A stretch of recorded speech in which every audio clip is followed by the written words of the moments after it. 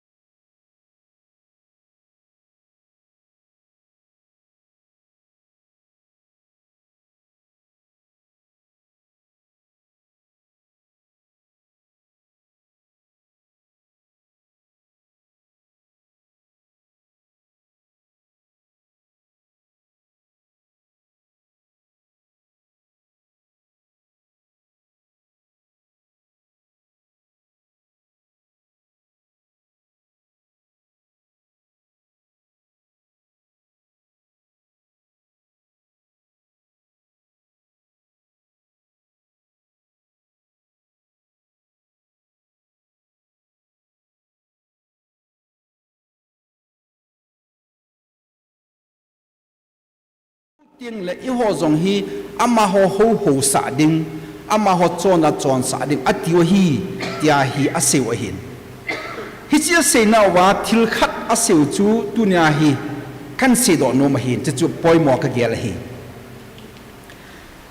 amo ase na wa chun hitina seven the ultimate honorable identity of the Rongmei is the casteless free society of the Naga with Christianity atiwahi e pawase dinga chu in kutte ho isopi ho Rongmei ho din chun ama ho dinga leset pumpi a tua zong khununga zong leset chunga amode apapen penta chu tu a caste system umlona Naga society a hiu to pathin a ho hi amhodinga apa pen cho hi atiwa hi na cashless society aneuto pathian akimua pathian aho hi ama hodinga ipi hi jongle sana dangka thajo si sanga hi chi ten hi apa pen ta hi atiwa hi chu mi khanin amo se hi pon group khan hoi ta study bolova chu mi tam ta in government ho ge hin a hi atiwa a sei do chu hi a hi thilni a siu chu caste system lo na naga society casteless tribal society khatna ni na chu Christianity lam kasunga iho minister khanin tu a manipura alien pen pa hi second missionary hi anamo ti on na ama vet dana chu apoi mo pena amu ding dana ka ga gela chu development ho hi ding ka ta asanen development ho sungla pai ho lamlen ho za chom ki bol ho ji a chu tua manipula alien pen pa hi working robot nunga missionary pa cho hi atia hoita asia akipom cha he hita hi na ai wanga tua iga ase pa chun ase ju piam de chu chai pui in ku tio rong mai ho leise pum pi a thil cho akhanga no holding up a pen to cashless society to Christianity na hiu hi ai bove ati cho tiang kitak tu hi to cho na kitak tu cho manipula elam ka sunga i ho mi ho chun elam kai ho chun Christianity hi pachum ta pui Christianity sang hin sunga pa ho za phachum tai atiwa sunga pa ni ho chu missionary hi atiu cho na ai wanga mi dang ho in ku ti ho nagaland ho mu dinga chu hilo wa hi na leisi chunga athupi pen apoi mo pen chu caste system ne lo hi a hi kiti cho na asiu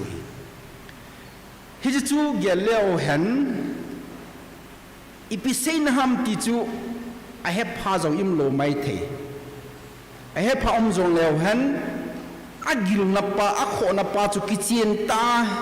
hechin cha zong hi im ki lo mai the aje chu pi ham ti la i hon caste system akine lo ja chu ai wa chu thiam cha khat sei be din hi le caste system ki ti chu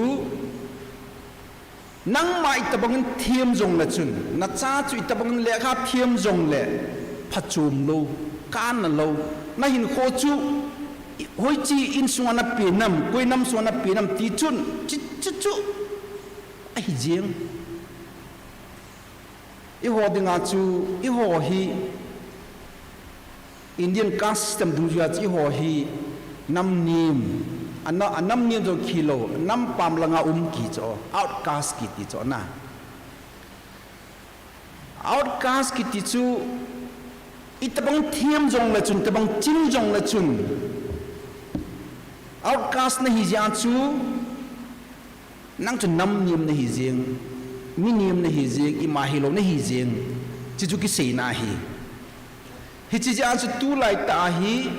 India sunga Andhra Pradesh lang ho Maharashtra la ho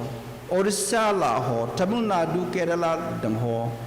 Christian tampi hi chi Lucas kit ati holo chu hija ama holo hi atam jo hin abang ho hin government ko na khu Hindu ta kizi o hin na ai wan so ma so huina ha pang ai wanga government ko na chu Hindu ta kizi hi aje chu piham ti le Christian a hi chu hlang phunga asei do a hi le azob jong mang the acha te school jong boy the ain kho boy the hi ja chu ama identity sei do ngam talo gan thấy ta akhang hi is a caste system chun akhot kan pia sunga ata chima hita chu kitho do mo khe hi is nam ni mo chu uma hi hi achu rong mai ho chu in ko te ho chu hi cha ko na Hinduism anglur khau le is a caste system ach anglur khau wa le hi chen ich noya om du chu amu chu aven wa hi le amu sa hi ji achu amu ding pha pian ta chu casteless Naga society to Christianity hi apa pian hi da se we na ihon ikuna ai choi hi sana an hi dan cho na ikunu wa ai choi hi sana sanga thupi zo an hi dan hi cho to ihon sum choi development choi missionary iti wang wa chu anahilo dan hi chu anahilo hi chu na mi dang hon ausana kona hin de ho chun i ho ni vat tiang wal hin i ho dinga phapen pen sa suma hi poi pai hi poi development hi poi cashless society to pathin nan ho khau chu no dinga chi khau chom pu ati wi chu na hi che pa chu hi tu ni a ka sei nom pen chu na thil choi chu ne he lo wanga sana anahi bo we sana sanga thupi zo an hi bove ti pa chu ya tunin ko ahi Bible graduate holoi ki khop na hi ja chu chu ise di o he chu ise di o he na thil choi chu I thil choi chu in he lo wanga chu thil dang to in he got wanga chu na thil dang to in he got wang wa chu I he ni wa pha chu kas system in nei lo pau I chon nau pa le gospel in nei pau hi I ho dinga hi hu hing nai chu ele pitidana chu chi hin ti a azwa se ho min noi si tai bolwa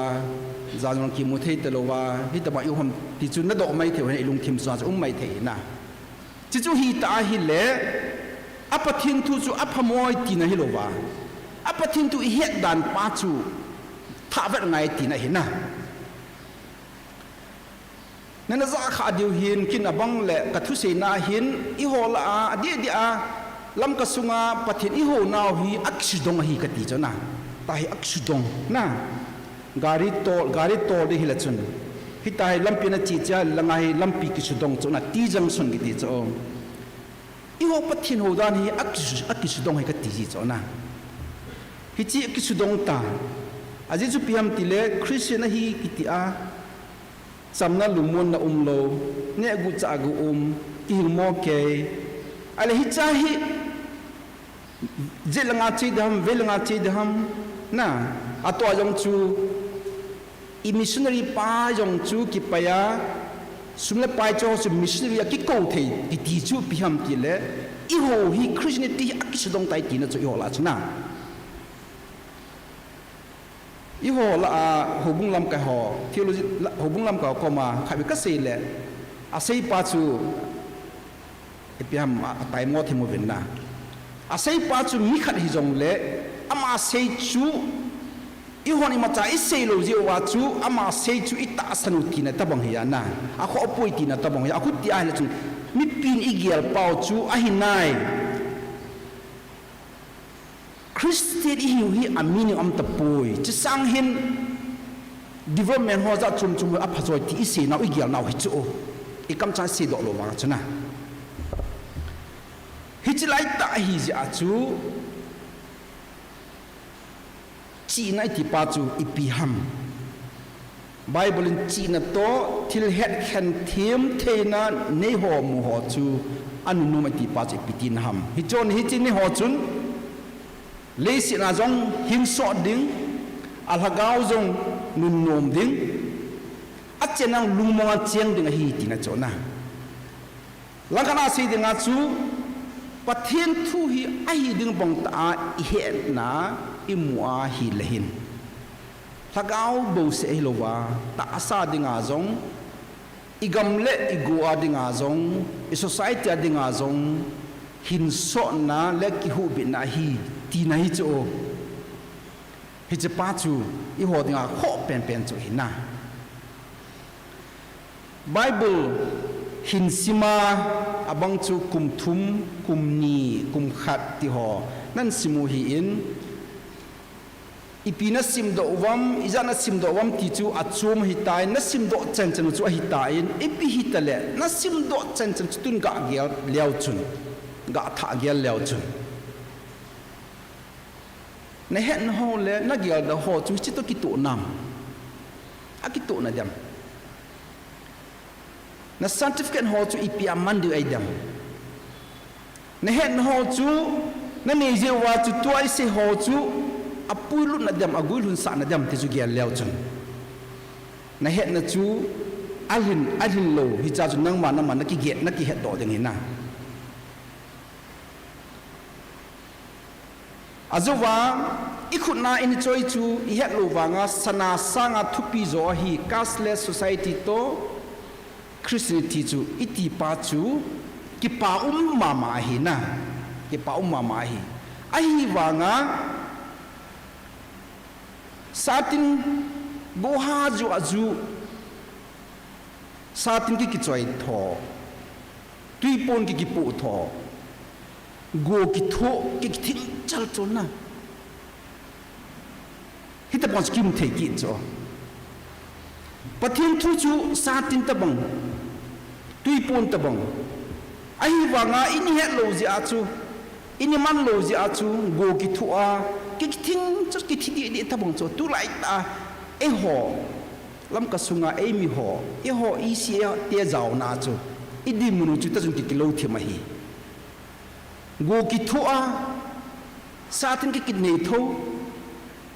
tui pon ki po tho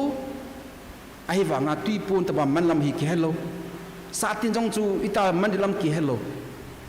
i choi chu sana sanga na thu pi mi na ki pi go na lai na thiu dang to ki het na lai tu lai ta hi development ai lo le material ho to hin i le go lai ta o chu i ho tu pe tai na pathian thu hi i le go pe ta o chu tu lai ta chu i ho hi go ki thu a sa tin ki choi tho tui pong ki pu tho ta bang hiu chu pathian thu i pi ham iti manding ham ti ki ki hel do lo i sei sun chu pen tha de ki ti na pen tha wangam kai de chi bo se ki sei anu maum lo a pen tha na chu cha bi da na ticket da na ki ngai tu a adang i ma ki gyal lo azuba chi na ne ya hi le jan jong nom ta nei mo de hi ti cho na ai le i ho ki don lo cho lấy sự thu ki don lo cho na sa tin choi chu na tui pon pu chu i tui pon pu i sa tin choi chu guzuna manding cho na ki mang lo chu man te ilam ki hello cho na he che pa chu hi masangin ke bible kana zil ti lai chu ungai lingo loi final ya hi kum ke ga glu na 90s langa chu hichelaya chu bible zil dinga le hin lekha thiam lo cha cha a hi lo le ami mo chu akisim do ne bible ki zil sa cho na to awang chu ke ta poina a khole no loi chu a khole lekha thiam na hi diu a hi lo le in sunga jong apa pen pen hi mai the deu hi na ki khel ta mai the hi anaki gel hil a hi dan chu pi hami tia hi le i society mizo se Christian ki do ta pathian thu a hi ti a ki se ho jo se men amo jui dum la ya chu a se ding ho chu a the mo cha cha ki sol cho ki bol sa cho hi ta ba chu igial na lai wa hi le igial hilo hi ding chu nga da ve ding na hi ta ba chu bible zil sa lo hil be di drak ngaku na aksim do no mai le mun chuma koi mai de aje chu piham ti le bible thu sima hiji boy pi holoi chu adi a Christian society a amoloi chu bom choi ta bom abo khela la music thiding amoloi chu ipiham Yesu Krista hu yung puitiu ta bang kana chu abo thiem wa hi le amo zal cha patin thu se ya chu a society chu kyu himding hi chi hi ja chu bible thu sima bible thu boy pi holoi chu imo po na idin mun pa so athu pi dan ga ge leo cha na hiya chu chi na ki ti chu ipiham yon science ai lo ja chum chu chi na i gyal be le leo hin na che choi pun chi na itile thil her khan thiem thina chu ki kamat a hi na chi na ki ju pathin na pathin ti na hin pathin a her pathin hen a ko na chu chi her khan thiem thina chu ki kamat a hi tua i hon i boy na pe na chu her khan thiem thel na pa hi sipai givana kema mimal ngodan chu a hi na thil khan hi iha se adang ki sei lo na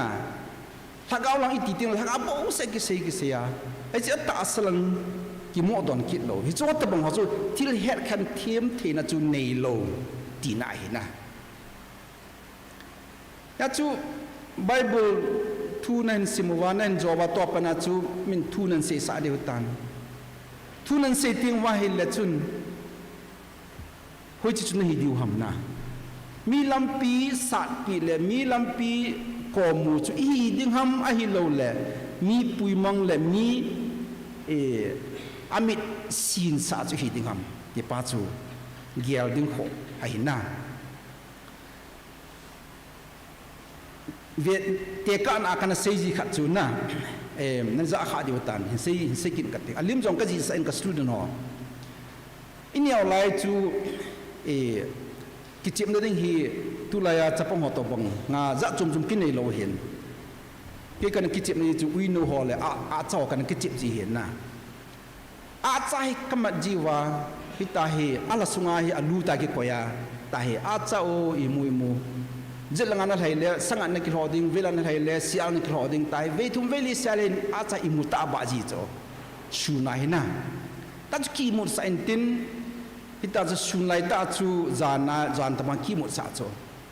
ta hi bible ka simna kanungel ji ko gial do cho pathin thu ise ho jong hi iwan pathin thu hi iti jeng lai ta hi shunlai ta acha ki mu sa ta bang hi thei cho na het thiam lo la het khana chu ini nei lo wa hi le het khana chu ini het thiam lo wa hi le sun lai ta hi mi ki mu sa a cha ki mu sa ta mang chu hi thei cho pathin thu se hoi hi ta chu se ting la hin pathin thu se jong hi se da he phadam kiti nom thim ji hina boi dan chana tu la ya adi dia iho society tun ECCI ho ETC ho group ma chun tula chu ka ha pau thimen lam kai ho lungial za chum ki banglo za chum omen thil tam pi hi i boi naw hi pathin thu ji a hi katina Christianity je ahi tampi hi iboi now tu lai ta gam lego kisana iboi na ho jong hi je a Christianity a ibodan paul I het dan paul hi ahi tya ka se hi na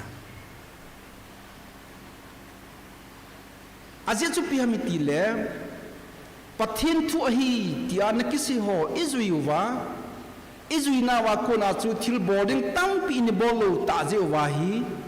tu ahi cho ho ji a chu ni ki bui ga ta cho na Forest Act tu lai government in na sa ta an bol ho zong hi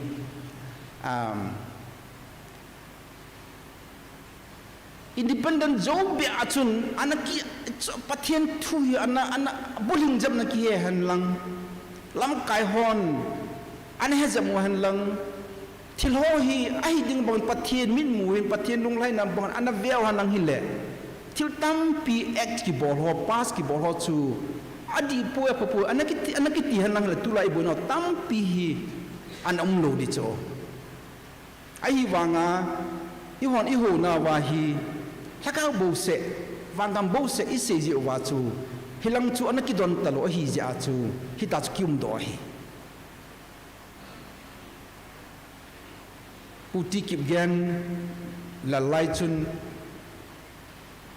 tampi hi ama pha lai jong chun ki bol hin na nung ge an le i ho lam kai ho ama sa ho loi chun ai lo le peti gru ta bang khat be chun working ro bang chun nam khan lang hi le ti ho ta bang puro chung a ho be ang chun nam ta le ti ho ta bang na ki gel ji cho ai ya chula i ho boi pi chu achum thil kha chu ha se ni bol wa apoi moding tu la i boni di ho na ki mu phalo hi thiang ta sai dinga chu i ho chun pathian hi hin son dinga in ho lo cho leisi ong hi chen dan in gel lo hin na ai wang leisi chu chu ti chen ki cho i pisi ham ta san tu ki ve cho na hi chi pa cho hi ka thu sei hi na ngai ma mai theo hin ai wanga chu tu a chu aki het do pa na ki sei hin na kum sang ni chu leisi ki chai ding hi tai ti wa ai lo le chi ma sanga chu second kami hun di ti wa ki hong chun lo ho ka nga wa ta chu tinga ai bo chu thing la nga chuna hi chu chu hang kun ham hulam kai wa kun chula kun se ham mun chu ma kun ong ki se chula ai chu chu phat de wa agial de na ki lo he na hi chu ho ji a chu thil ho inung vet nu vet na hi le thil tam pi hi pathian chu di poi ti na hi pon azo sei banga chu in kutte ho I ho dinga tu chan ge ya dinga chu cashless society to Christianity chu I ho dinga chu sana sangal thu pi hin lai lai chu ai la to ai se pau chu I het dan pa chu I se hin na a gospel chu phapoi ti ai pon a gospel I het dan pa chu I se chu ai bo ven ai net khilo du kan se no man hi ai le hitabang chu thil the ai a thil hi ta hi la chun to a chu I hon I pi gyal bi ham ti chu azon a hi tham cha khat kan se ding chu I gyal khom diu kan no man hi akhat na chun hitabanga chu thil set thei phathe hi ta hi le I ho I si ate hin I ho society I ha gyal kho diu chu Bible simi I gyal sang diu angai na hi Bible simi I gyal kho diu angai na hi ti khat na ta sei no ma hi ka thu sei si la hin I se lam kai ho ka god jin na ka god ja he mo e mu nom lo diun ka ta san thimen he thiem lo wa he la na ai wa e mu nom sam e mu da sam po wen ten am ho iki vai pu no wa ka sei kha chu pi ham ti le Bible sim hi I kho sa lo I chu na ai chi asalam sa ni ti na sa dang de kho he na no lo jom chu Bible na sim wa chu I se na sol na o mo I sen kui ma hi paten Bible sim sau te ki ti be se lo bi so lam kai nam vai la na pu do ven lang ana sei tau I Bible sim Bible hen hi ta ma cha poi mo ta he le chun hu bung lam kai ho chun nu la pa ka hi ti ho loi chun Bible sim mi kho ta na gel liu pa hi na I gel liu pa hi a ji chu a Bible chu I khet thiam wa le I ki hin so diu I khet thiam lo wa le to ta banga hi zang jong im mo khia im diu na to hi thiloi pasal ho bo ki he cho nu mi chapong het nai lo cho tu lai thil so hi phatta I thil na I bol lo wa hi la zo til nu mi chapong ge ya hi lung khama im mo hong ding borma bo na hi he so Kevin i ho ding ai nai chau mai hi chi hi ya chu Bible pi sayam ti hi na Bible pi sayam iti het ding ham ti pai poi mo ya chu i se lam kai hon jong gel pha han lang hi thei le sum iza nevum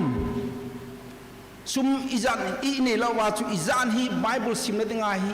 i sian om ti pai hi na gel diu kan se no mai na aji chu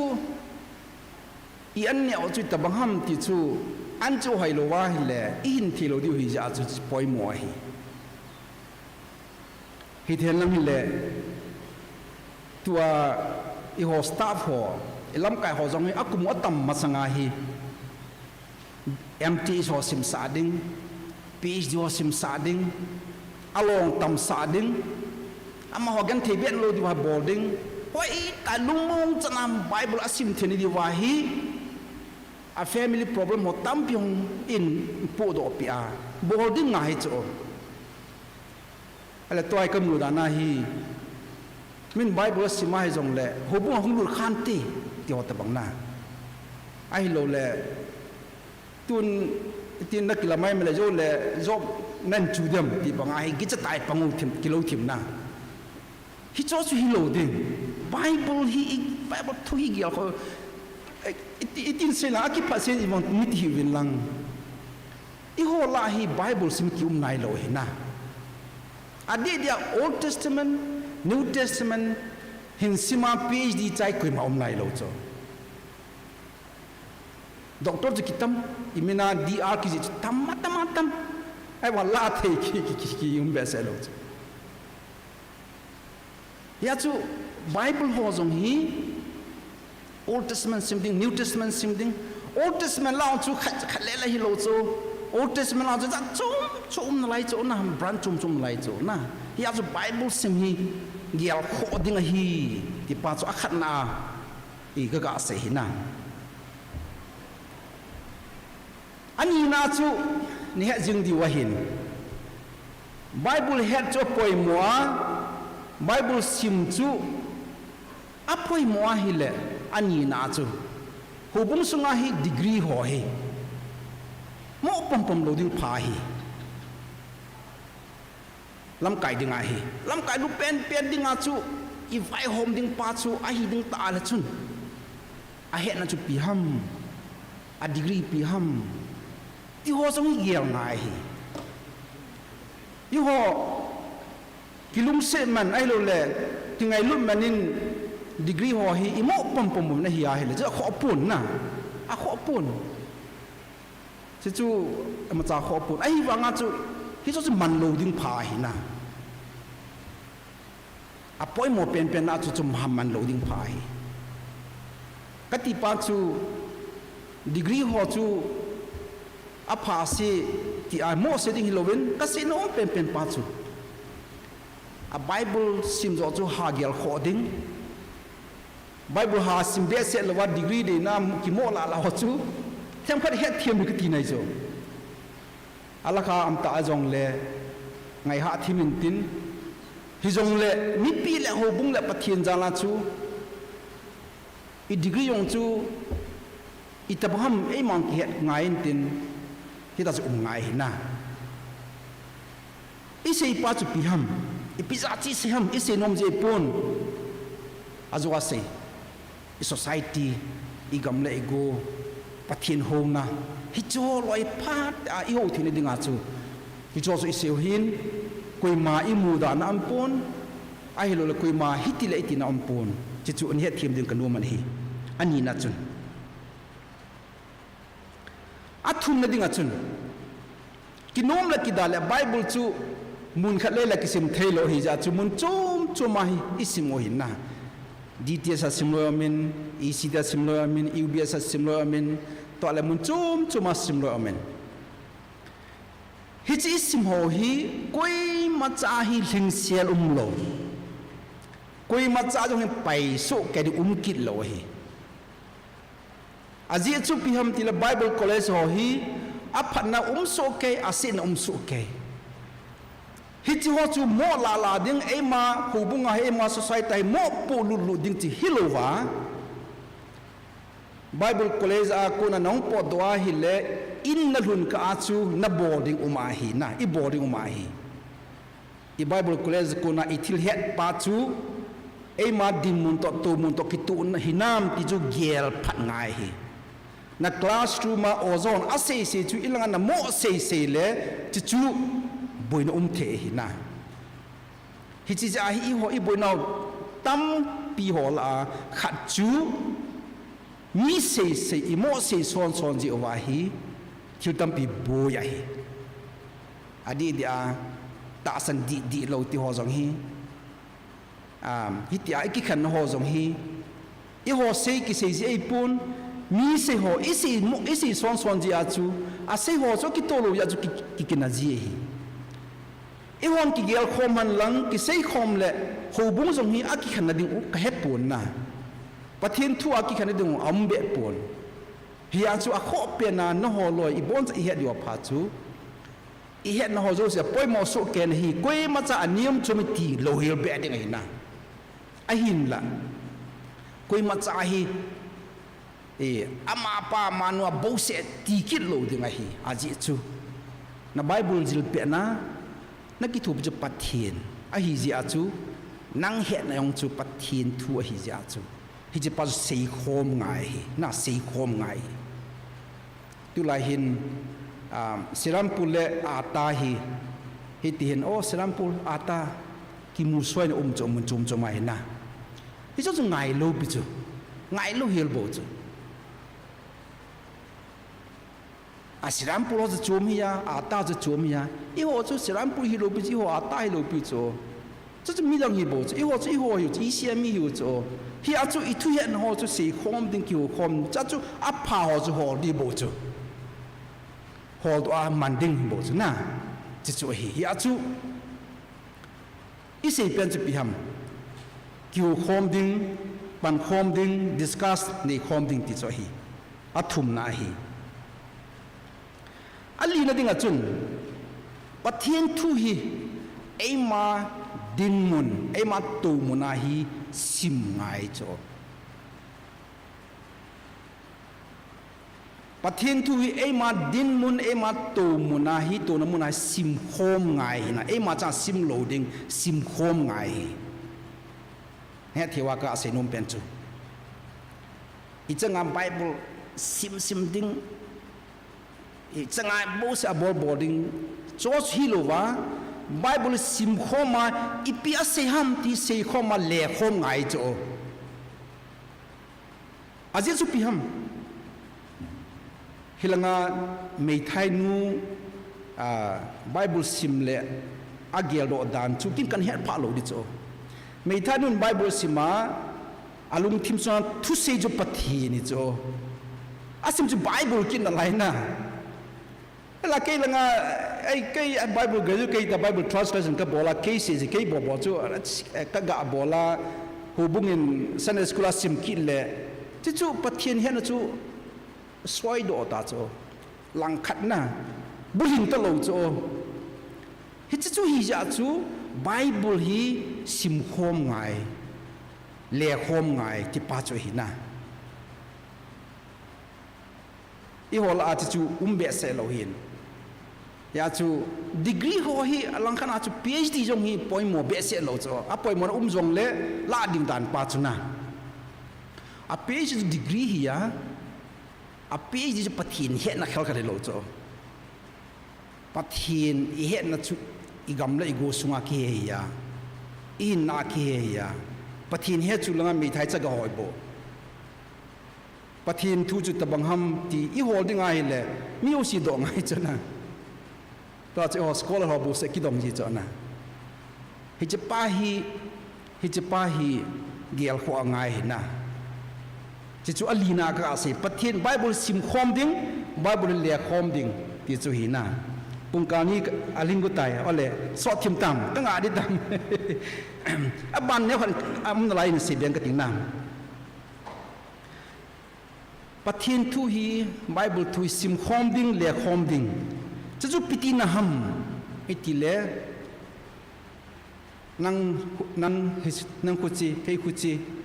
nang khuchi hubung ke khuchi hubung ti hoi ha gial be se lo ding tina cho na khan sai ki lan lung hang mai thei hin na alu la tua azaw lo ho gala him bi ho hubung lam ka lung hang mai thei hin na he jong la hin sei ka te na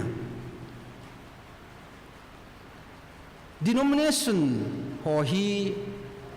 e ho sim hi lo cho na Catholic hian lang Protestant hian lang ai pi ta le mi hon amo gama apathin ho na wa alung ki toloi wa kinaw wa hung ki boy wa chi chulanga an pu lu no ya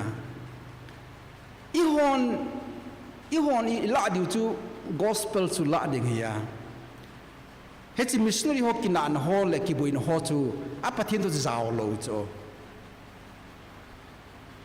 to chu i hon evangelical kahi ta san ka tu da ne itina wa chu mi ho kina na ke san chu i jaw sa wa hi le yo ho ding ki mang be se ni cho i honi gial kho diu hi apathin thu zo chu ha gial khwa ni khana la ya san school yo ko ma i ga se banga chu pathin ni hoya umam mila pathin hola na chi chu ngai hi tu la ya hi chi chu ecumenical akitin na ecumenical kiti i hon ki zanum kit lo he na yo evangelical kia ecumenical yo isilam ka hong ke khilowa hele ake bisio jo jong ki munom lo da na siu cho na ke bisio to ki tu khom sanga ti lo tho da ni cho yo lao na ke thli ngo chu se lo wa ma dan ta chuna a hi le ake bisio tu sar him pu chu ku e te dam ake thli ngo tu sar him pu chu ku e te dam wala pathen ni hom le thum hom le na cho chu ki do ale chun hi chi ki khan ho jong hi ki khan na chum jong le khuti lom loma I pathen he na boy lewa ki khan ho jong hi ha gel be se lo din pathen thu isim khom ting le na bible I le khom ting le chi chu hui chu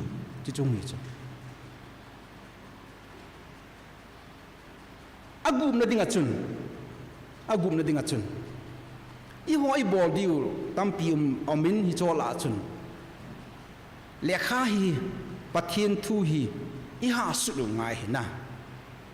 pathen thu I ha su lu ngai hi bible commentary hoi ta ipi ta ipi su ding ham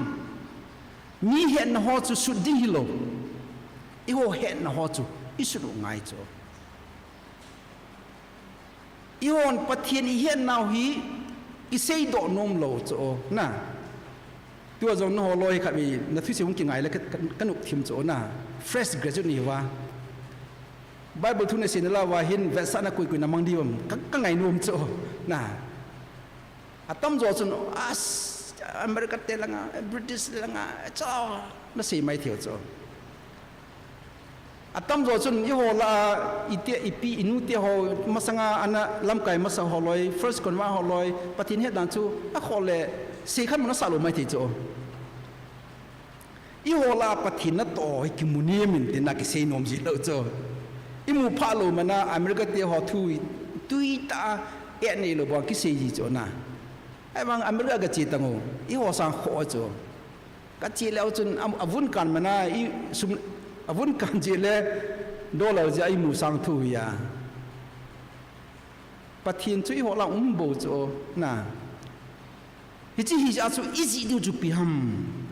bible thu to ki to easy du chu pi ham I ho la pathin na to ho hi easy du cho na lan lui working robot ahung tilaya first convert hon ala sim khan su ni khana chu ka vet lung anal dan chu juda 10 jesu christ chu mang bangin pai jong le chana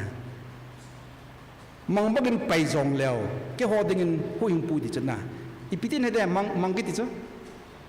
ne ne wa ai hong kim to lo mai thi chana mang ki sap ko la na mang sen a khu mang ki pai cho pai ta ba ki pai cho nung la lu de ki pai cho na chu ki se na cho aku tala I ho in pathian I gial danu chu I ho din mun tu mun to ki gial thai ja chu hi che pa chun pathian thu chu za chom be khana hi a ver sa chu America te othu sei British othu sei onju poi mo na chu hijong le amo chung alang khan avet ya poi mo na chu amo apoi mo bang banga chu I ho ju poi mo chu na I ho sang amo ju poi mo chum hi lo bi chu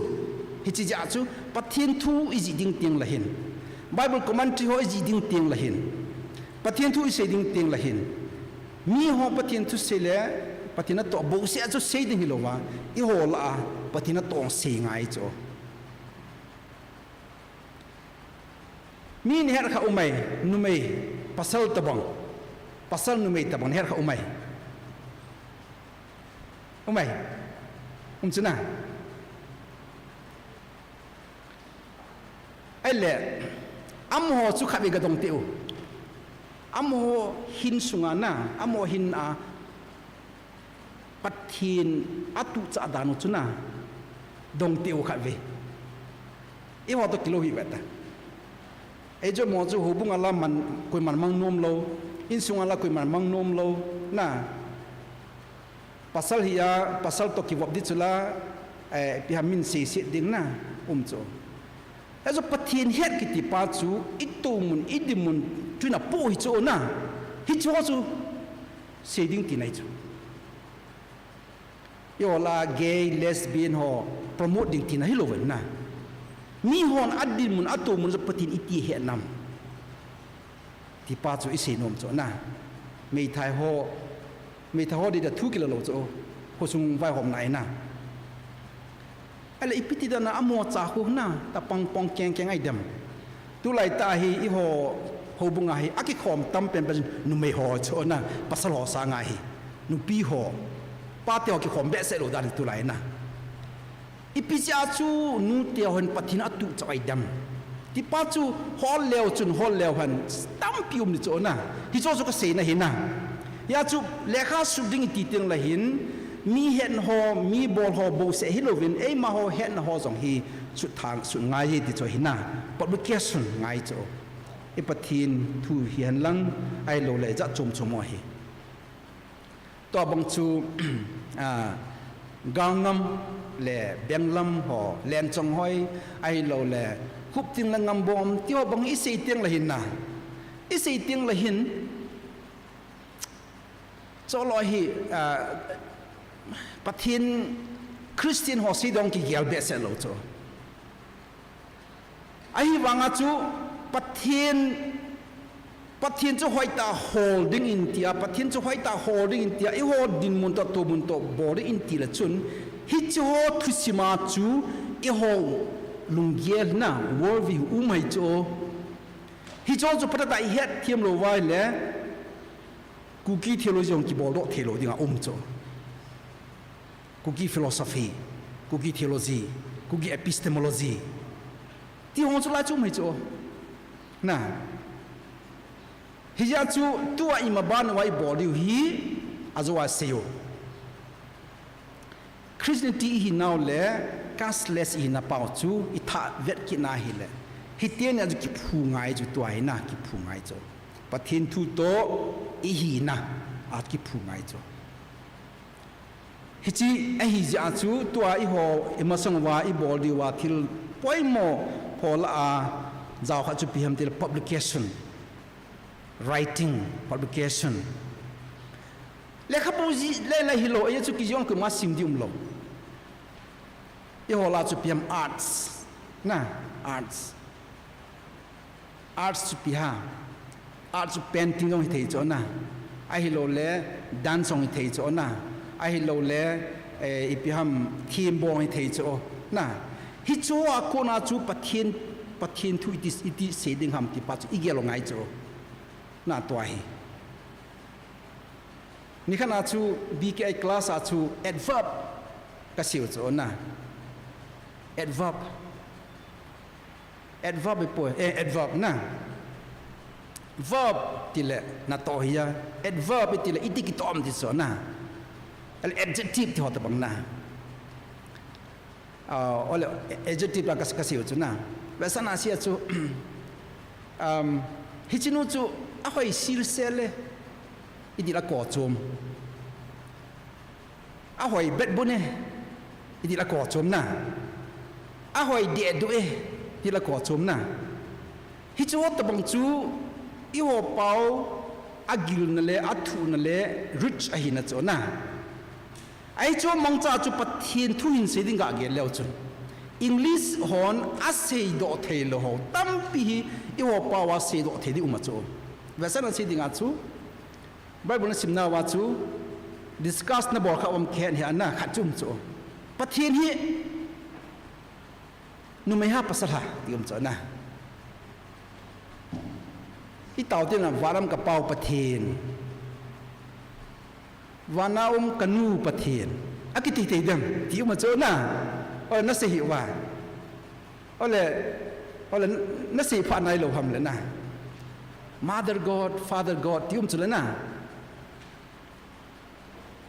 abangin God our mother God our father kitiam chona ipisi at chung kun the edam kanung ge ge la hele English pauji imai the cho English a hi numele pasal hina war khat lo cho na either men or women men le women akigom ko lo cho na hi chi a hi English Paul ha sam ja hi pathian thu jong hi boy kha the so na ai le theology ju e pawa ji di tele nu mai le pasal ki go ma kisin ju pi ha e pawa mi hi no hilo mi na mi chun nu yong ko pasal ko cho na hi chi hi ja chu e ho din mo na pathian thu su ding ti ting la i ho pau ho hi mana i ho pa in man ting la pathian jong hi buling zama ki mu thei cho na buling zama ki mu thei cho hi ja chu to ai bol di hi ai man din mun to ki thua hi pathian thu su ding ji ding su la ji keu ke hilova arts na la ho e pi ham chon na ho hi pathian thu se do ding hi ti pa cho hi na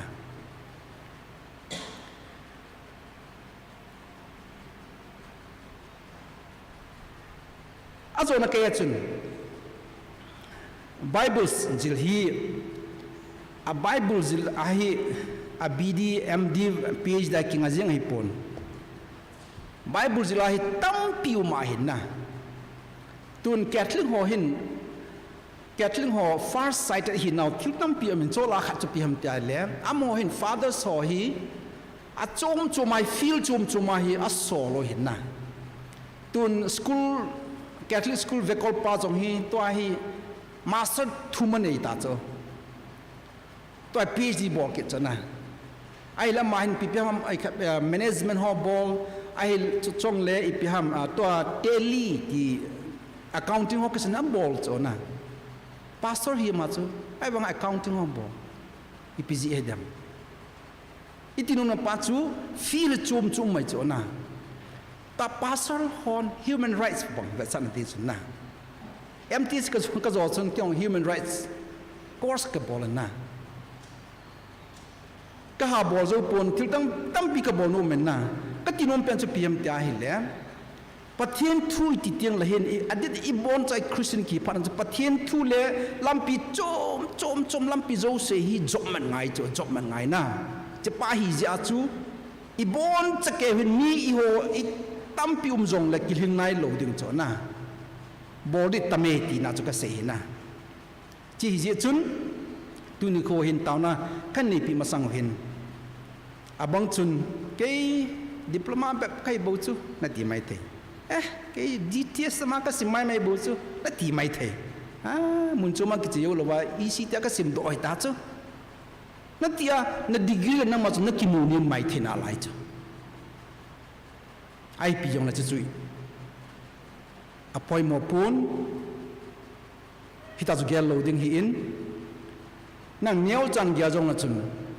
na hin sim sa pa na hin sim la nan gi tho pi pa tu changen da hin pu do pa chu pathi di tho chuna hi chi hi ja chu na degree na ma na ki mu ni mai le pathin na mu ni hu hi ding to ai se jo se hi ke boarding ha sa be se bi pya me 7 choi ka ki am bo zo pu ge na tia hele tu ni chan gan da hin pui pa na mu niam da hi thei ki chana hi ji a chu ka se nom pen chu tu ni ko hin ki papi na movin hi chito klon hin kinep Bijang na move ti pa he na chi na le het khan thiam na chu pathina ko na hin chi chu nei ti nga hi le ta sa ding jong lung mo na omen thaga wa jo hin na hin i mu tiang jong le nom ta na ki mu thejen ti pa chu gyal roi tiven hi chi na le het khan thiam na pa chu aban pathin so i hol be dio hi i hol be ni dio pa chu America hilo mai the hi Britain hilo mai the hi i hol be ni pa chu ho ai le noi dunga drug addict hol ai mai the chu na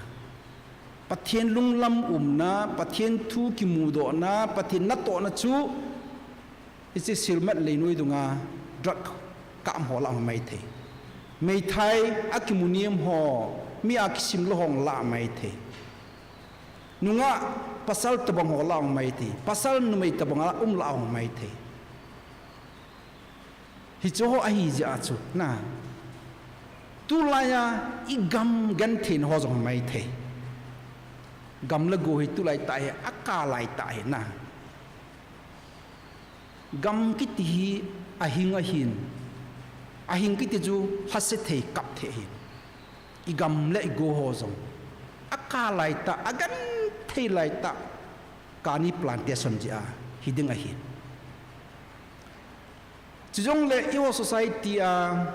pathian ila kang go nu i choi pa chu thil to i le go pet ta o igam wa BJP ha nai chi Christianity sanga hi development i de zo je wa hi a development to gospel i le go nu chlai ta chu tu lai tai tin yong i holding up point mo pen to cashless society to Christianity i pau hi pathe ni thangwa di na 1959 in Manipur Land Revenue Act introduced kibol hi cha chu Manipur zo sia ho 1960 a chu hong ki pas act kibol hi cha chu i ho ni he lo wang wa pathini na na to a thil hang kam hi an kila do cho zaw lo an ki sei cho i hon ki he phalo ai wa pathini i ho na na to tu chang ya i he pha nai lo pathin thangwa na ding cho chom cho na hiya chu igamu hi pathin angai lui ti va sa nai cho e ho hi pathin e ngai lui ti va sa nai cho hiya chu igam le igo akana hi tu lai tai pathin lunglam ipi ham pathin ipi gelam leisin hi tho ngai cho na Christian hi masang wa hi chon sit pha la hin leisin gan thei cho cha lei ki tho cho na ti ta bong chu hi la tu lai ta leisin hi kap ding leisi i tho ngai cho i ho za leisi gan the hi phan ai nai chi ho chu gel puma hi pathin ni pi bol ham chi dinga chu ready sa im diu kan hum hi to hi ala sampian hi jong lang lam ka hon taw na nei pi dinga in gun je hin pathin ko ma taw na in nei diu hin in nei diu to klon chun lan hung ding do ven lang na hung to klon chun mabana ipi na bordiu ham na boarding ham ti chu chang khat nan se su ke diu chiu phala jun cho jo se puma chu pathin ko ma taw na nei diu hi khat khan hung ven lang na menu ke be se pon ten hung ding ven lang mai kilaw ven lang mi pi nga ven lang ke hin hi ka boarding a hi to hi ka boarding na ti diu akichi lo hon ke nai pu na ti diu abana pathin pathin ko maka thousand lai hi na ti diu chi chu nan se diu yo pha le nong din diu hilang nan ngan diu chi chu hin tin taw na kan nei pi ai le ke phat a ki che na hung ding hi tun a graduate ho chu khat khat hung vin lang mic hin ki choi vin mi pi koma tua na se ding ho chu ke koma na se ding hi pon tin mi pi ho koma na se ding hi pon tin pathin koma na se na hi ding na chaka boarding chi hin ti an se diu lan se vin lang langa che vin ding vin lang na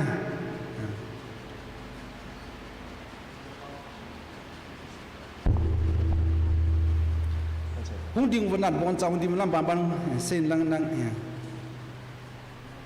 Patinin phasa hele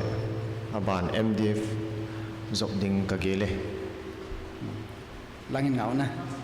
lang Patinin phasa le ke jong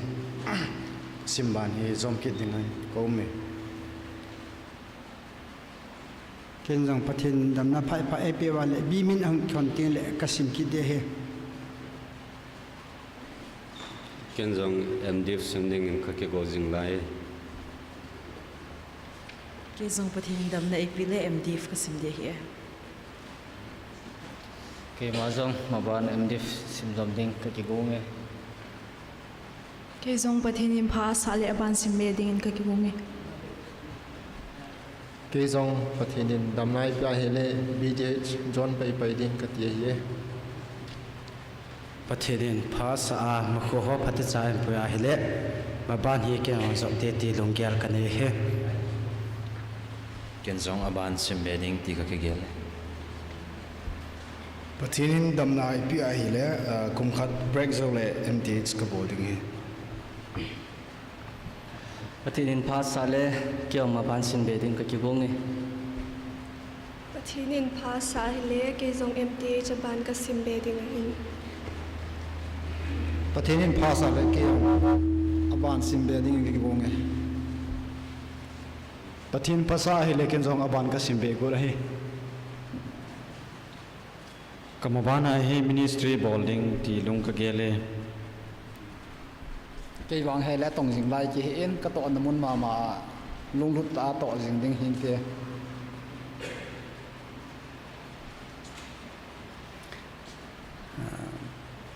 nam kina dia ni orang kina je bona ya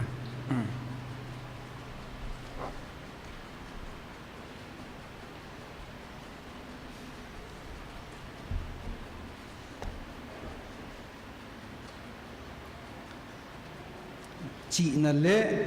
thil her khen na ki mu do mi hiam chu anun nom ai tai pathenin chỉ na lệ thil her khen thêm na mu do te te ding in na bon chawin wang len bo su ke phan taw na hineng ka te taw te vana ki hola zong munzo sia ki hon ka dal ha got tiang zong le einung dal pe jingu lung sit na le khuto na dim set ka pau pathin tuni ni kho hin na cha te hon na lung sit na ji in pakai ne lung sit na ji win na so working robot na namang cha in 1910 in Petigru le government te in missionary dang koi macha lu sa lu hil ding anati lai tau win ke ho ding zin ama in thi ding hi jong le thi tange ti in kagamu an jonin 1910 in sanwanong lungin ama zalin pathen nang ma kan mu do win Christian ka hi do win Christian ka hi zeu le ka system kan nei lo zeu win nang ma ka thang vo win nang ma ka wa choi win namin lo pi kan thang vo win hi pakai pathin ki hon ke lo wang win ka khuna ka choyu ka lung thim wa ka neu ta san na le ka system kan nei lo hi pathin nang ma je hin nang ma nei pi o hi zalin pathin ane phahi jong le wang ka khunu wa kalung thim wao mi pathin ki hon sana sanga man hom zo ham dangka sanga man hom zo ham tin abang tieng le hi cho hi sumle pai to le ding pon kana gel jiun pathin hi jong le na lung sit noi ka heaven pakai ka neu hi ka ta san hi sana le dangka sanga thupi le lopi zo hi wangam lun na ding bok se helova lei se na jong lungmong ta chen dat na ding ta san na thupa krista hu hing na chu a hi ti heaven hi cho zo si je na koma ki pa tu ko pong van hi na thu hin sima hin chaya hi chika supite ho zo si zalen atha ben na koma ki patu ka phongin ama hodin ka tau pin mi atam zoin aban sim kit ding ti alung gelo hin pathin alung gel ho ataw na ho na lung hit na lung lai na hi han lang hin san pin lang lol hin na hin pen lang paka hitabangas na thu hi ain het bewa ain sim bewa nang ma hi tabang pathin na him hoya naum ham ipina bol ham ki hoding ai pina bol ham pina bol nom ham ti pathin ka het do so kaiwa zo tieng le ke hob ka bon che kaiwa ka gam le ka go le asunga gan hing ho zo se puma hi nang ma ka va choi wa nang ma ka za wa nang ma lo pina ka phon do thine di pathin na thu hinjila jilnom pe dinga ho hung ding do zo se hi nang man hai min lo zenin wang bo in alung gel ho phathei bon lol hin sain tin ka taw wen hi ka thum na ho pakai ke ho lo pina ding le ke ho min thane ding hilo hil ding in nama lo pina ding le nama ki choi san ding le na cha ten nang ma ka ho thewa lungmo nga ka ho thewa ka ga mu jong ka le se agi chola van gam kiti chu leisi chunga hi pakai ka ga mu thena divin pakai ka taw na ho insan pin lang ade de na cha te lai mun hung di ho zo se khat khanin wa hin boin lang hin lol hin sa ding in ei lung sin wa ei ngai lo wa jesu christa men ka thu men hi amen amen pathin na bu han lang ka pha chen stan te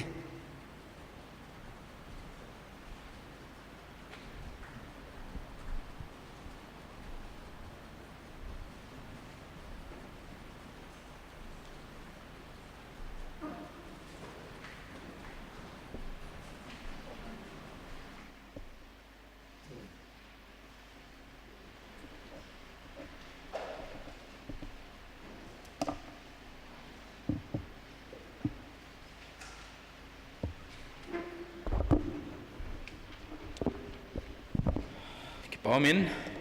Pada dunia ki khop nawa thupi pen khalai ne yo. Til khona le wang thumpi na ho phat minister pa konin amane hin man pi tawin. Phat kitup ta man size in chung akipa thu sevin he kitil khona man lo ta tam ta ai sei pi win student ho alo le graduate ho zing setting hilowa hobung ma khoding le tuna ki khom ho zo seeding athal pasom tamta za sa zewin avelin ki pathu sevin he tu he pungni minute som ni a hi in ki khan na deu minute som liawa nen chi sunga hin chom cha hom ki chai yeng theiling item them khat nei na live in so he ban banin in tol su ki lo hitin tu hin pathen wa choi la sa na i golang dedem ana ko hitin ma ECT student hin man pathen wa choi la khat hin sa pi wintin chi zo chule short speech mangdinga ki gong ha chi ki go sa na nam de hinte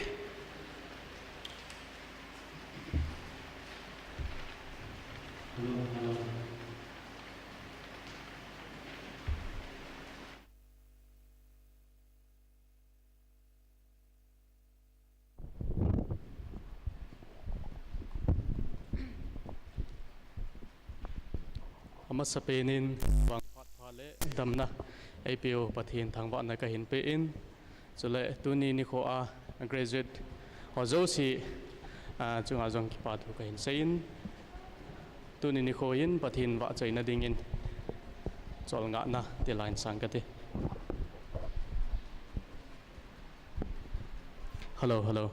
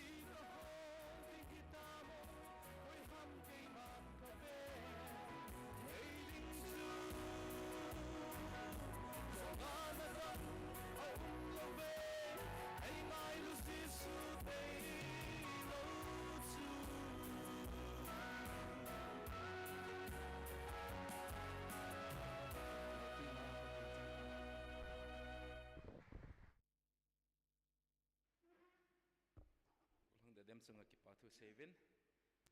ngui chiram hoding a jong ki su lip na khat hin pathin wa choila ngainom ta hin ngai hlavin to hin holim na phat mini ti chu phat na piu hitin maspenen upa ma khulun hintin ma hi pasal langa kon halo pasal ho represent bowling in mana ko hitin man ahin seizo zo le nan nem ma in phatin la pai ke hinte mani hong kel hon ding kan te me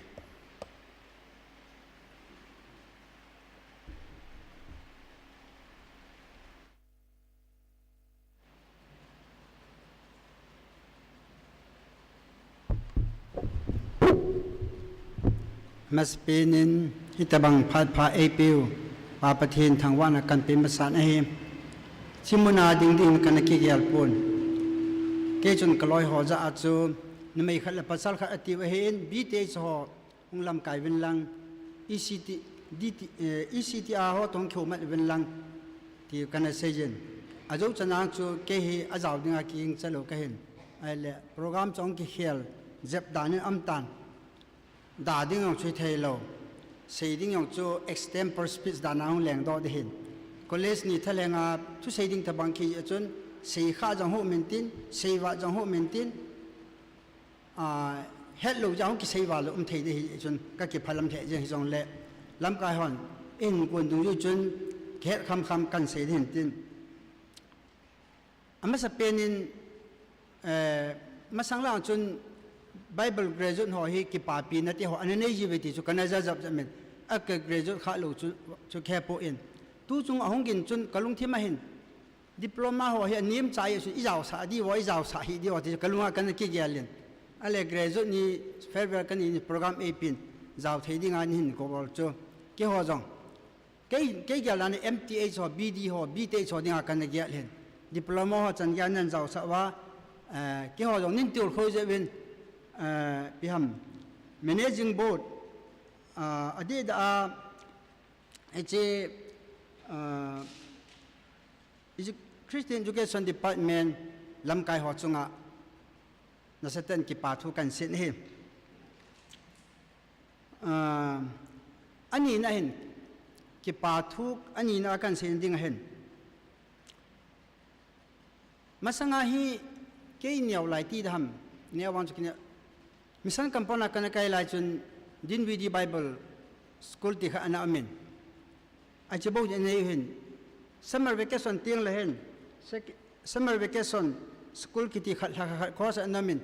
82 kum chun ke yong ise worker kan hi je chun kana yawin tu na speaker pau je lam boy hong zawin ke en ai je chu pau ra chum chu ma hin akilem thei po in lu sei pau hello mar pau hello aki boy jen hita bang khana anakitup jin hi achun hita banga e ho ise sunga jong DTS hin bol do ho an put do ho chu koi he hi tayong leng amo chunga ke pa thu kan sejin English a sim no moda sim thei e pawa sim no ma sim thei pawa ki boy momong talo hita bang hin put do hin gyal do ho chunga ke pa thu sang tan kan sejin chong le hichi DTS an lang ECT yong le khantom na dinga masot na dinga mo po ho managing board ho aphat dung ya managing board ho alung thim ho atha ho ane ago ho an senwa sutale hi khantom na dinga mi yong pathen na tong no mo an ho lwa hitabanga ECT chule DTS ang khangto masa hin to DTS ong khangto ma thiri ta en ka he lo wa chuma sangai na khangto building lang han lang library lang han lang chule infrastructure dang jong khangto ma tan hitabang khanto theina dinga board member ho managing aphat dinga board manager ho chunga jong ki pa thu kan sin hi chukta le e ngai lu wa teacher ho lecturer ho teaching staff ma hin non teaching staff ma hin ki ho ngai lu na jala student ngai lu na jala ato the chan ho alung thim atha ho asian wa ki hon khe thei te na ding wa acp ho ozo ho chu jo se chung ki pa thu kan sevin alung thim atha asen ho jo se pathin phat the bu han lang ma ba na jong ผัดจุมปีเทดิงเล่คริสเตียนเขาบุลพาตู้เด็ดยิงเทดิงประเทศอเมซอนผัดเทเอโบเปียวหันหลังจุกิตาเล่ECT หันหลังดีที่สละจีเนี่ยก็กินจัดก้าเฮ็ดเจ็ดโลสปอนเซอร์ชิพที่ได้ไบเบิลซิมฮีหาสตาตะกิอมินตัวเมมเบอร์ชิพฟีกี่หัวคอลเลจหัวซาลสมาก็โดนดงโดหลักเขียงกัมวินไว้จะมองมหัมกี่ไว้จะสะหำหลักเขียปูอินฮิจนาหาสะหัวจงเท่าเฮตตาจูฮิจหัวกิทูปีนดิ่งพิฮัมอันนี้ก็แค่ระวังสปอนเซอร์ชิพมูจงวักสกอลาชิพมูกี่หัวดีที่สักคนอามินฮิจหัวเทนดิ่งมีมาลีหันหลังหูบุ้งฮิจงเล่เอเรียฮิจงเล่สปอนเซอร์ชิพหินบอลหัวเจ้าเชื่อจงอาจงนัดจงเจ้าว่ากิปาทูกันเสียนมาบ้านอาจงคุยตะบังประเทศนินนลุงที่มาทั่วเสียหาสาวไบเบิลเจลหัวจิลนมหาสาวกิทูปีดิ่ง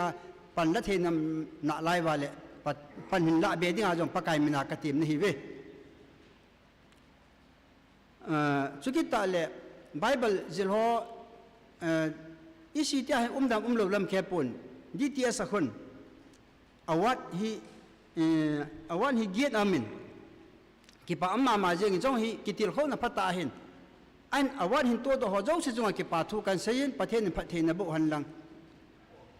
อวัดเกียรติละหินเกยองกลุ่มนี้ก็ไกลสองอันนี้ก็สางิน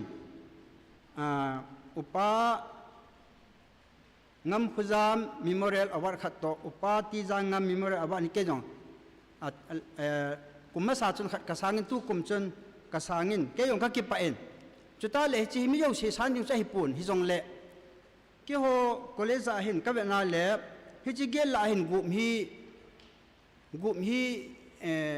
พิหารบีเตสหาเดเห็นขัดจงฮีดิปโลมาเดเห็นดิปโลมาอย่างฮีบีเตสก็กิกบกินนวินจันสุหาสะทุเล่เห็นจุดตาเล่ขัดให้เล่บีมินหัวเดเห็นบีมินสิมาเล่บีมินหัวกลุ่มเชนอัมปูนฮิจจุนคุยตะบังมินเนจิงบุญหกก็มาขังตาวนันอุ้มจูดิปโลมาหลังจงฮีตีลเขานัตตะกวามินอากิปิโยหินฮอลเวลไลเทเลอาดังยองกษายงามป่วยตบปะหัวเบะฮีอาวันหินเปลี่ยวส่วนที่ฮีดิปโลมาวันฮอลตู้หอดิ้งไงอาวันหินฮอมเบะเซนฮีจนฮอมเบะเซนก็ติจูกะลุงไทยลุนให้ลุนก็กิปะอินที่หอดิ้งไงอมสุนเจเลสคริปต์จัลอาควายหินจงโคบีเตจฮอนอีจันสาจิลูโกมุไม่จะจะไอเทเลจงฮีดิปโลมมินเนจิงบุญฮอนนั่นไงตัวเทวราเห็นก็กิปานะบ้านว่ากิปาเจวิงกเตเยสุนตุนิพานาจงกิหอดิปโลมาจังเกียนินหูมว่ากิปาปีคำฮีอันนี้กิปาปีว่าเฮก็กิปาเฮเจงวินประเทศนินประเทศนะบุหันหลังมาบ้านนะจงจะสร้างหอยพะโจตรงโดเทดิ้งินจีนาเทปนาหัดนะนเปจอมเปตาวเห็นก็ใส่มาบังอินกิงโลบาใส่ก็เฮเจจนก็ใส่ดิ้งอารมณ์ก็ใส่ลุอมินตินจงเละก็ใส่เทจันชุจันที่ใส่เขียวใส่บาลมันเละปากายมันกิงไงดำหูเตก็กิปเอ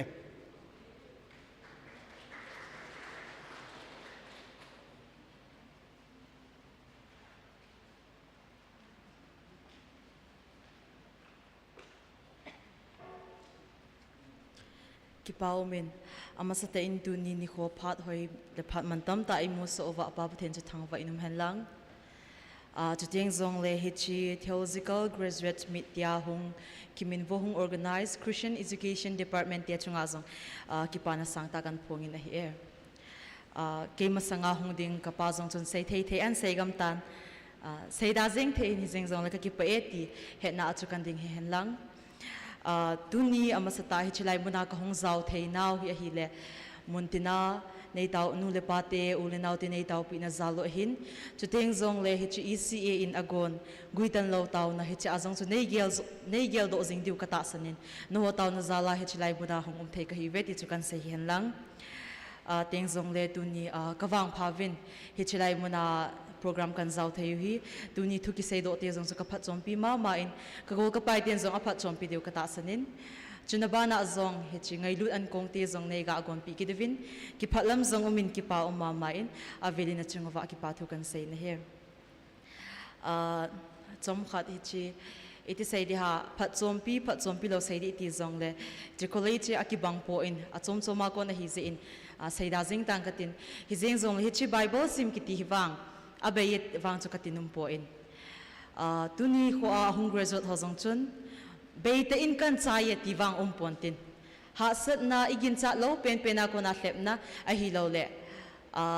I het pha lo lo ko na hlep na ha sat na boina hung ki to hin aka kalem hi na igi fap nom na kom zong om zin hi jeng zong le pathena akiman cha ji chun pathenin zong ei da thapo in hi ti chun mabani I hung pui to pe win tu chen ge ya I hung pui tu pathen hin avelin pathen kan thang ve na hi em tun zong hi chi a chaina ding chun mabana zong hi in zawa ka golden kan sei ma bang chun ministry are involved in zong ko omovin ting ta le hi chi mabana asimbe ding zong kom so vin na taw naw ka ngai cha jing ovin mi hem pathen thu hi ji chun ei ma chi na thep na a kal son the hi po in no taw na ka ngai cha ma ma vin ni khat ting le hitia gen the ha sat na ka to tio hi aga ka hung lo theiwa thagaw mang thai tam pita ka hung hu do theiwa thagawa dang cha te dinga zong dang no na ka hung hi thein divid na taw naw ka ngai cha jing e ti chu kan se he ka ki pa e ke pha I chan chi tan te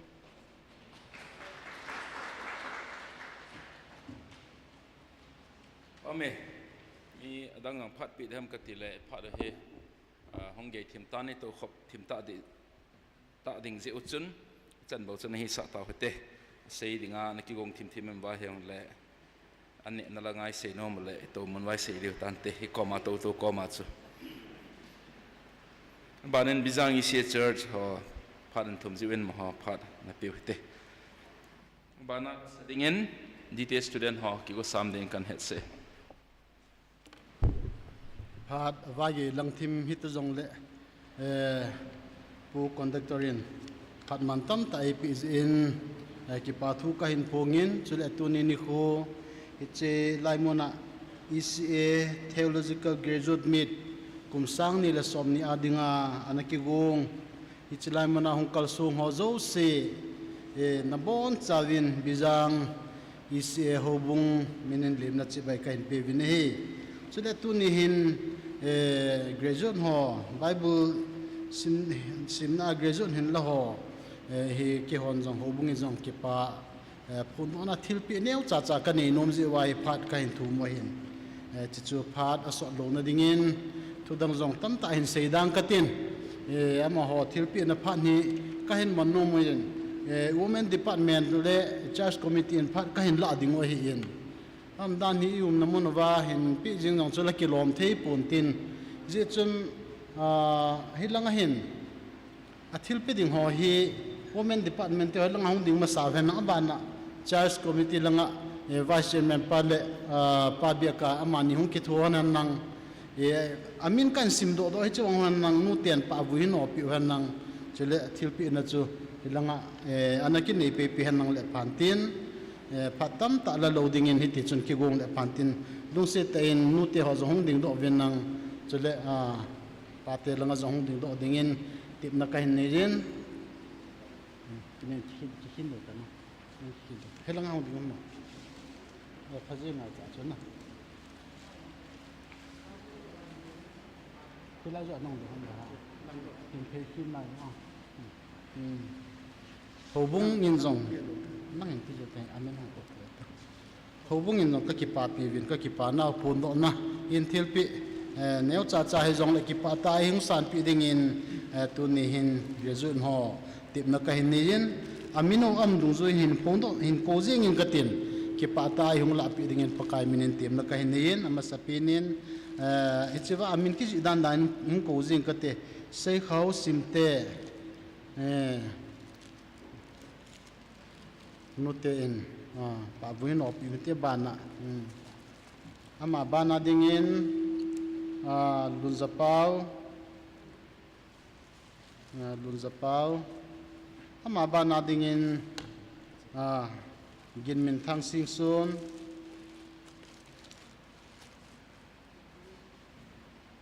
ginmin thang sing sun bana dingin kap mon sang ban bana hung ding do pe pe ding ka hin ti mo ve ama bana dingin lampa ahoy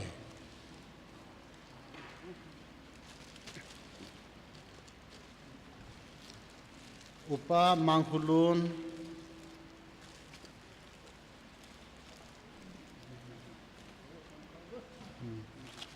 Vum lun mang hau kip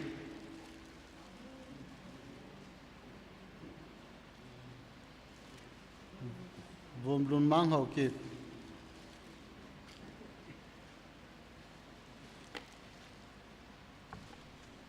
Allah tam Vum lo ha vum lun mang Alak Vum lun mang vum lo na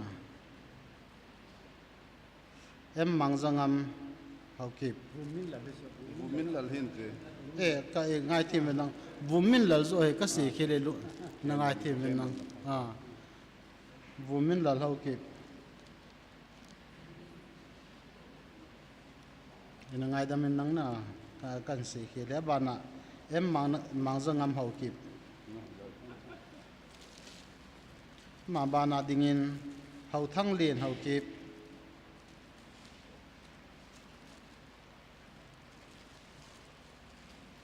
Marcy Natham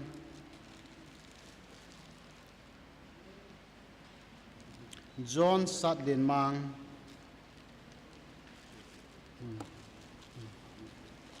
John Sadlin Mang Ginkulal Misaw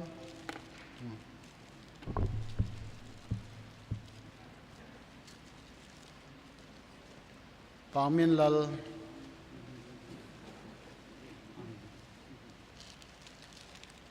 Say min din lung dim nun nem sil thau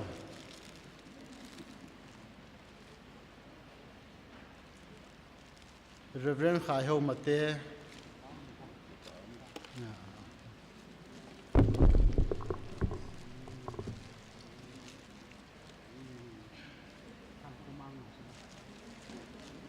Thang Kumang Mum Chung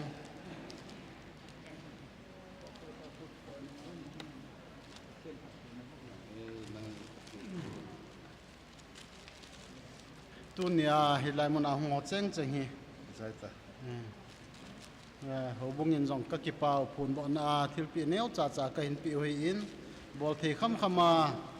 pakai mena ka ki pa nau phun bo na ka hin bol chu hi chen chu hin tin ka bol khi lo ma yong le pathin min ki ngai thi moi te ho bung te pha ni chan chun chai ta winge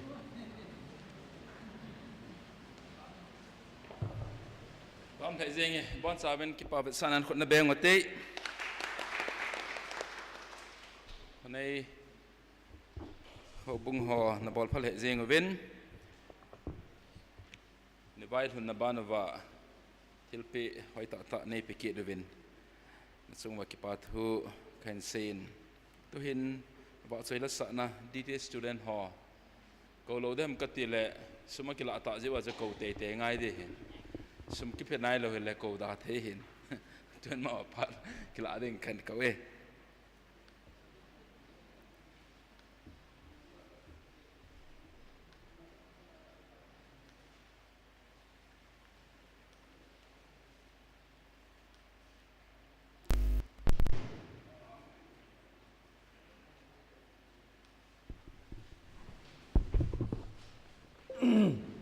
ai na wang ta in ki gen na yong khen nei povin yong le pathin lo pin ding in khen sa do deu hi vo gospel khojin hin graduate ho yong hi khong ki kim povin ma ban chal dinga kal song do jangom ta in lang muna mun chom choma chi yongom ta in om kham khamen sa theidan dana kan sa deu hin ten kan sa khel lo yong le in he them deu ma cha kan sei ma sa no he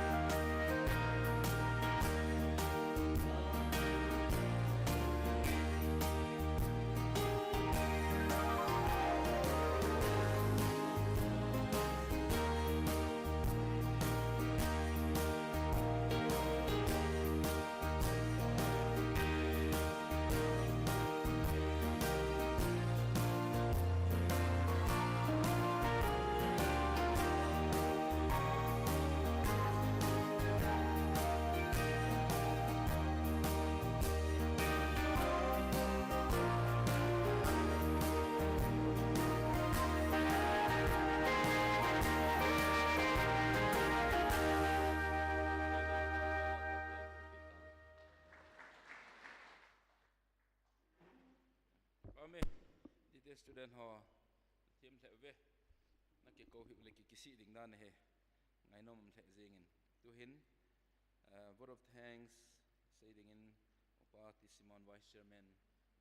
Christian Education Department pat na peute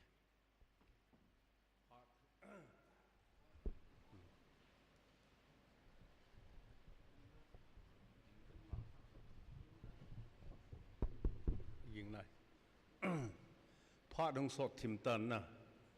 isun ki pa thu sei ding jong ha tam be se jingin a hin la a hin ding bang chana chu a chung vum ka hin hui tho ding ai tai ki pa thu sei na ding point khan chun phat chong phat khat khat la lang sot ta hung kit ding hin jong la pathin lung sit na ichanuwa tu nya kum se ana ki bol Christian Education Department in kumdanga chu ECA office head office khu mi tambe lwani ki manghe jong la tu kum hi thaling senin hechilai muna Bijang ECA church ai bang theyuwin kumkit jong la chi sanga atam zo ding kinep na thu ka hin phung ma sa ne chun amma sa pen ta in tu nya pathen lung set nei chanuwa si to gun na no ya hitabang kin ki bol na chung changa alol hin sa to hung pang akibol lo na ji pen ho chu khatna chun Bible graduate hin la ho student ho zo se tu na graduation mu ho zo se amulo lai na mu jong le na ho zalin his program hi lo thing hi ti ka hin phung do nomin is no zalin pathe thang baun no chunga sang ten ki pa thu ka hin phung in he ba na hen ep ki gong han lang jong le akin thu pi pen tu nya kin them pu ei pan piu e ho reverend pu amma chunga nasata in them tu na kin them pu ai pan piu ama chunga nasatan ki pa thu ka hin phung ki ne he man phat man tam tam tan da la e ho kina e hong zau pi wa eng lo hin pi hi ti chu kan phon no num he aba na hen tu na graduate student ho chule anjo ka sei special number tu na special number ai sa pi ho zo si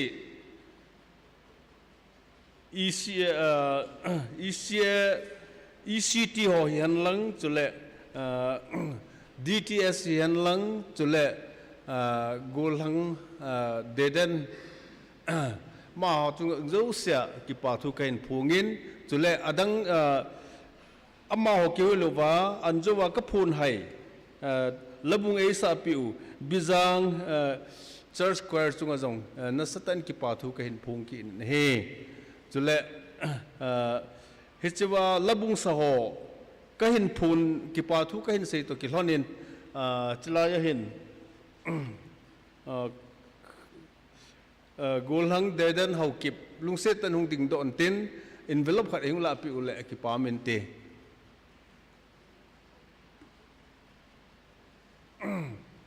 ka thu sei ding minute nga songa bona ka tol ha ding he abana tunia ilawa heng upiu ma hobang hi envelope ki pelo ding hi Reverend Paul Khulun youth secretary pa hin chule upa sut jamang ME chairman ECA chule evangelist thang khulen chule evangelist thang min sei chule evangelist no khulun na ho zo se chunga jong pakai zalen pakai minin na chunga ki pa thu ka hin phong in he ka sei ma bonga wang chan zo le ki pa thu ki phong in envelope ki pipoi ana tiwang chan gyal da pin lang a chai na ka sei nom cha hi le tam pi sei ding omen ki sei han lang hele กำมาสังลังอาหัวเห็นพัดตั้มโจกิลาตาไปไหนแหละเกณฑ์ก็ดีบ้างก็เสียทีตาเราเห็นก็กินโนเบสเสียจีเห็นก็กิปัลลำลุมตันก็ทุเสียอย่างเห็นจงแหละตัวเนี่ยก็กิปานเดสนุดีพาร์ตเมนต์ก็กิปานเดสนุจูขุตุลบิจังอิเชียเชอร์สอามาหัวเหอปันละนะหัวจูเสียเห็นสิดาหิเบนตัวนี้เห็นเฮบังสัตลายาอุลสลงปุ่มปุ่มาเนลใจเสียมปีว่าเฮจินจุงจูน่าไอ้จังจูลุงนาจิมลูลายูตัวเนี่ย graduate กิโลมหัวซีซี presentation อเปกินหัวก็เกี่ยลาเฮละหัวบุ้งปีหงมองเฮเวตีตัวนี้กันพงดอนมกินเนี่ยเฮ้เฮจินอามาหัวจุงอ่ะกิปาวัตสานันซีเตฮี department หิงจงกิกิดโลนะไอ้ว่าจุละ department ตะบังกิเซกิดไอ้ว่าก็โตก็ทำหัวฮีเกี่ยวเลยขบุงันฮีอีเซียสุงาอิจิโลเห็นนะไอ้ตรงละสมเล็บไปตรงกัลสัมบินก็กิปานาวัตสานันจี envelope กันฮีหัวบุ้งลำกายหัวอินสุงาเสียคำบางฮิโลฮีเกี่ยวกับจีโร่นุ่งเลยนั่นหลับบิงแบบโมเห็นเกี่ยวลายสุเสียสุงฮีนั่นแบบหลูดิ้งโมเห็น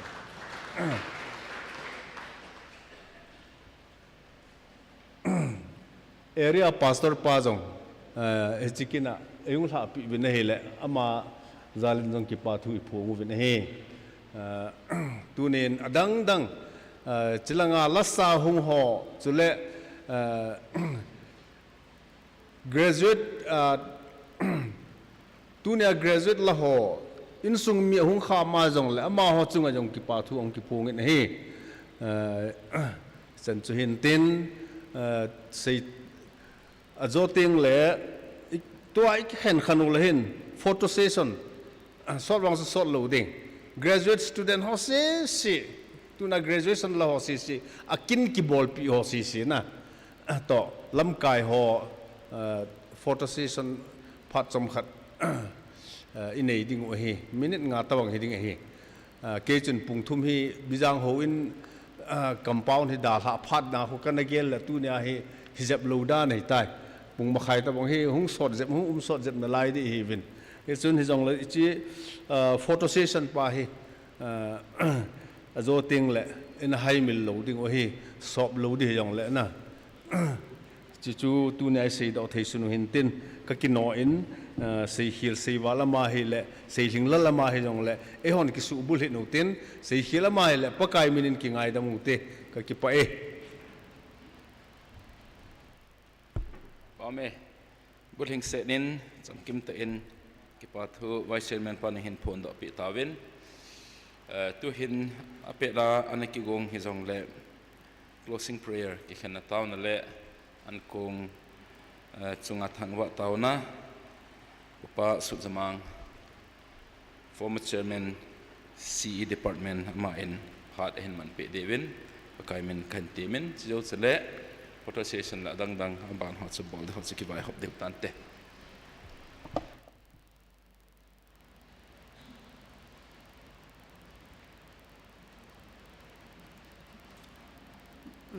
พัดใจนดิ่งตรงให้ตาที่ชุน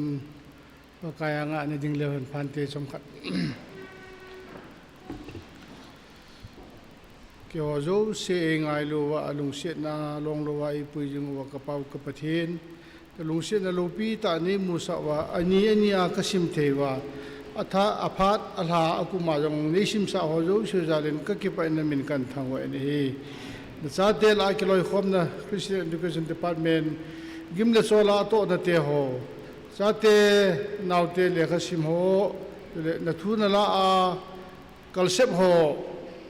กิปาปีนั่นแหละที่เขานักกินหัวรู้เสียงอันกูนักกิจสายตานนั่งอินในปีน่าว่าเจนนั่นเป็นกันทางไว้นี่ตัวไอ้คุณเห็นยังไงตาวินไม่ละมาอันกูกิวงหัวจงจงดิ้งหัวรู้เสียดิ้งอาตาสาวไอ้วานาที่ดำรุดำนะเฮียจุดเลยซาเตกิหัวดิ้งอาจงกิปานะไม่ละมาคัลสุนเบเชเชนักนี่ทีนดิวเลย cho nên ấy làm cái họ mai là mà hạt rõ sẽ là này thì đi ngã năng ni hung hạ pi wa phát thế ni bu pe đi vin he ngã kata vin he các kim man cha nó ho zo siêu ya kaya nang ma lu pi na kahin pe vin mai là mà na lung se na to ki khen kang le lai phon pi jing di vin na khu thiang ta ke sa in e lan nam pu paka yesu krista min kong ta vin he amen.